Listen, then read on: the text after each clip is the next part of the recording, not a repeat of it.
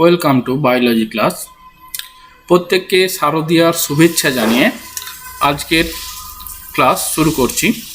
আজকের আলোচনার বিষয় হলো পয়েন্ট মিউটেশন। তোমরা প্রত্যেকে মিউটেশন কাকে বলে জানো।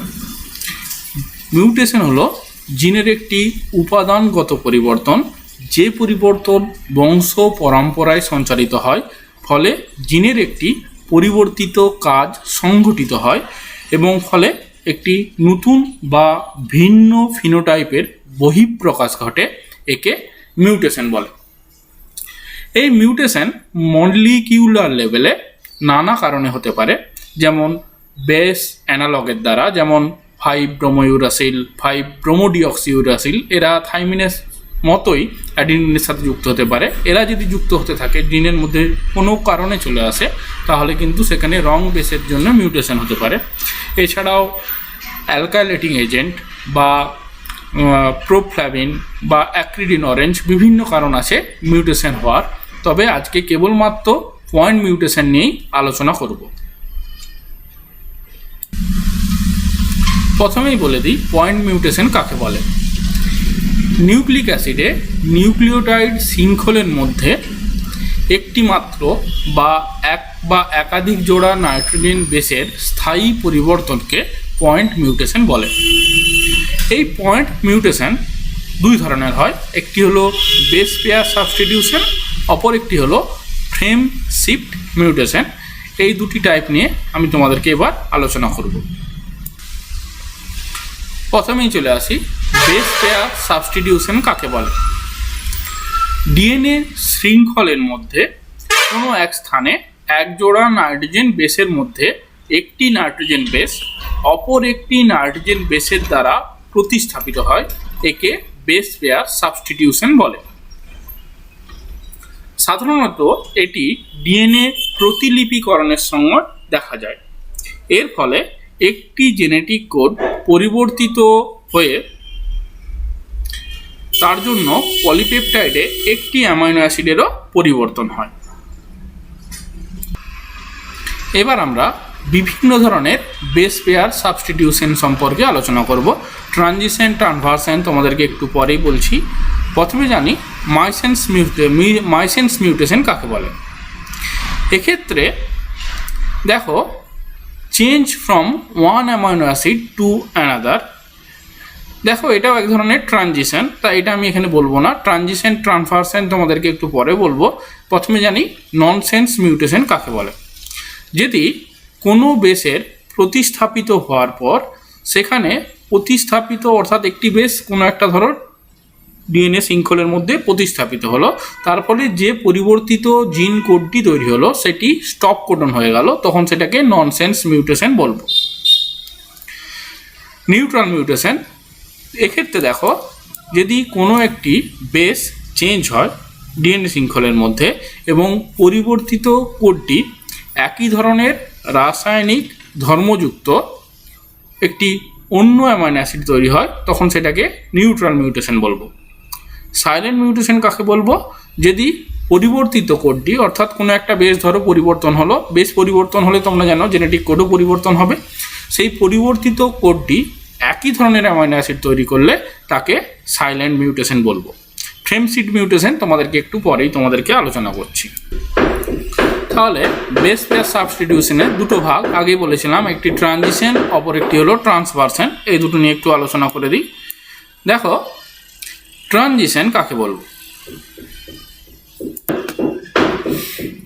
ডিএনএ শৃঙ্খলের কোনো এক স্থানে একটি পিউরিন মূলক অপর একটি পিউরিন মূলকের দ্বারা অথবা একটি পিরিমিডিন মূলক অপর একটি পিরিমিডিন মূলকের দ্বারা প্রতিস্থাপিত হলে তাকে ট্রানজিশন বলে। যেমন দেখো, এখানে এটি যেই স্থানটা লক্ষ্য করো, এখানে দেখো এ টি আছে। এটি যদি পরিবর্তিত হয়, দেখো এ একটি পিউরিন মূলক, এর পরিবর্তে এখানে দেখো কি আসছে, জি আসছে, অর্থাৎ এ চেঞ্জ হয়ে জিতে পরিবর্তিত হচ্ছে, অর্থাৎ একটি পিউরিন মূলক অপর একটি পিউরিন মূলক দ্বারা প্রতিস্থাপিত হচ্ছে। আবার নিচে দেখো টি একটি পিরিমিডিন মূলক, এটির পরিবর্তে কি আসছে, সি, অর্থাৎ একটি পিরিমিডিন মূলক অপর একটি পিরিমিডিন মূলক দ্বারা প্রতিস্থাপিত হচ্ছে। এইটাকে কি বলবো, ট্রানজিশন। ট্রান্সভার্সন কাকে বলে? না ডিএনএ শৃঙ্খলের কোনো একটি স্থানে একটি পিউরিন মূলক অপর একটি পিরিমিডিন মূলক দ্বারা প্রতিস্থাপিত হলে অথবা একটি পিরিমিডিন মূলক অপর একটি পিউরিন মূলক দ্বারা প্রতিস্থাপিত হলে তাকে ট্রান্সভার্সন বলে। এখানে দেখো এই উদাহরণটা কিন্তু এটি টু জিসি হবে না, এখানে সিজি টু জিসি বা জিসি টু সিজি হবে। দেখো সি কি হলো? একটি পিরিমিডিন মূলক, এটা একটা পিউরিন মূলক দ্বারা দেখো এখানে প্রতিস্থাপিত হয়ে গেল। অথবা দেখো জি একটি পিউরিন মূলক, ওটা একটি পিরিমিডিন মূলক দ্বারা প্রতিস্থাপিত হলো। এখানে উল্টো দিকে আমরা যদি বলতে পারি এটি যদি টি এ দ্বারা প্রতিস্থাপিত হয় সেটা হলো এক ধরনের ট্রান্সভার্সন। আশা করি তোমরা এটা বুঝতে পেরেছো। এবার আসি ফ্রেম শিফট মিউটেশনে। এক্ষেত্রে ডিএনএ শৃঙ্খলের এক বা একাধিক নিউক্লিওটাইড বা নাইট্রোজেন বেস সংযুক্ত বা বিযুক্ত হয়। এখানে দেখো একটি সংকেত দেওয়া আছে AGCGTA, তারপরে CCC।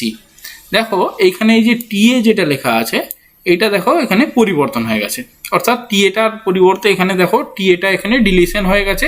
তার বদলে দেখো এখানে যে জেনেটিক কোড অর্থাৎ প্রথমটা একই আছে AGC, তারপরে দেখো কি কোডটা ছিল GTA, সেটা পরিবর্তিত হয়ে GCC হয়ে গেছে। তার মানে এখানে কি হয়েছে না জেনেটিক কোডের পরিবর্তন হয়েছে, তার ফলে এখানে একটা নতুন ধরনের অ্যামাইনো অ্যাসিড হবে। দেখো এখানে যদিও একই ধরনের হচ্ছে কিন্তু মনে করো এটা একটা অন্য ধরনের পরিবর্তন হলো, একটা নতুন ধরনের অ্যামাইনো অ্যাসিড হলো, তার ফলে কিন্তু জিনটার কার্যকারিতা সম্পূর্ণভাবে পরিবর্তিত হবে। এটাকেই ফ্রেম শিফট মিউটেশন বলে। দেখো এর ফলে ডিএনএ নিউক্লিওটাইডের সজ্জাক্রমের পরিকাঠামোগত পরিবর্তন হয়, অর্থাৎ জেনেটিক বার্তা জনিত্রীজনু থেকে অপত্যজনুতে ডিএনএ শৃঙ্খলের দ্বারা পরিবাহিত হয়।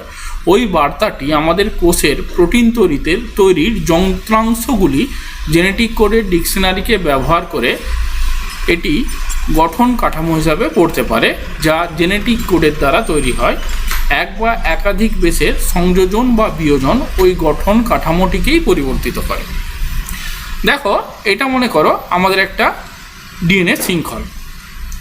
এই ডিএনএ শৃঙ্খলটা থেকে যখন কোনো উৎসেচক বা ধরো কোনো কিছু যখন উৎপন্ন হবে তখন বিশেষ কিছু উৎসেচকের দ্বারা এই ডিএনএ শৃঙ্খলটাকে প্রথমে পড়া হয় এই কোডগুলোকে হিসাব করে করে। 3টে করে নাইট্রোজেন বেসে একটা কোড হয়, তোমরা প্রত্যেকেই জানো।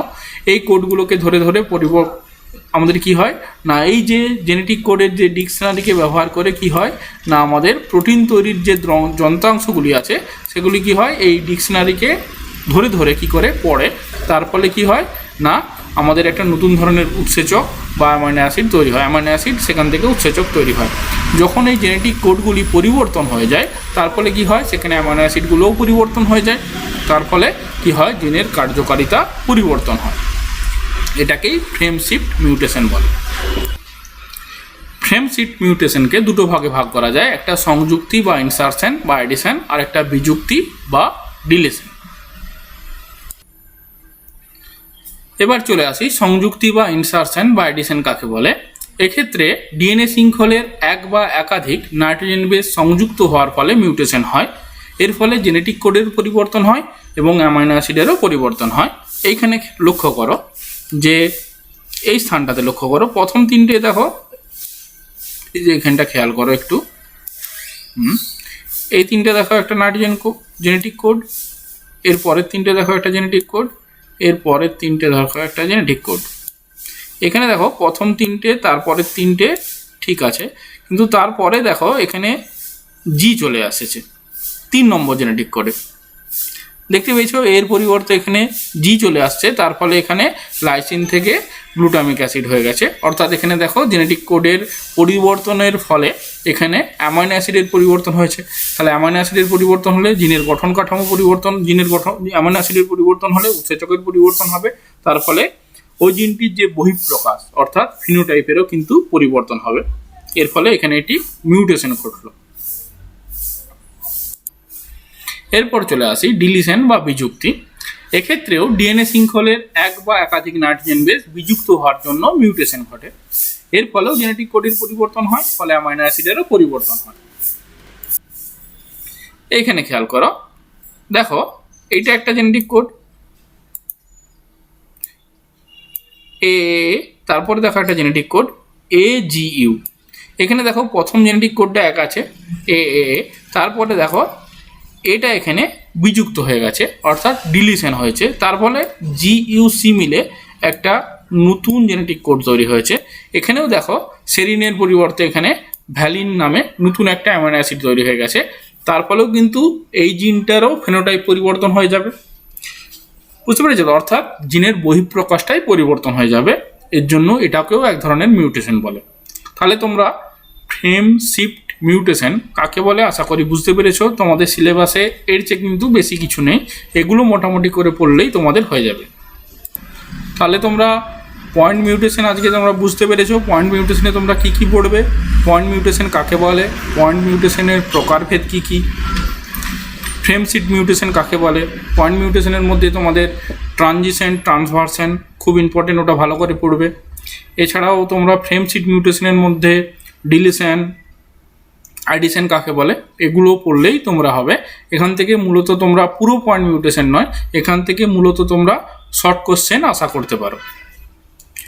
তোমরা কোথাও বুঝতে অসুবিধা হলে অবশ্যই জানাবে এবং ভিডিওটি অবশ্যই পুরোটা দেখবে। আর কিছুদিন পরে আশা করছি তোমাদের এবার নতুন একটি অধ্যায় শুরু করব, যেটা বায়োটেকনোলজি। তোমরা যদি নতুন বায়োটেকনোলজি না পড়ে অন্য কিছু পড়তে চাও সেটাও আমাকে জানাবে, যদি না জানাও তাহলে তোমাদের বায়োটেকনোলজি আমি শুরু করব। এই বলে আজকের ভিডিওটি এখানেই শেষ করছি।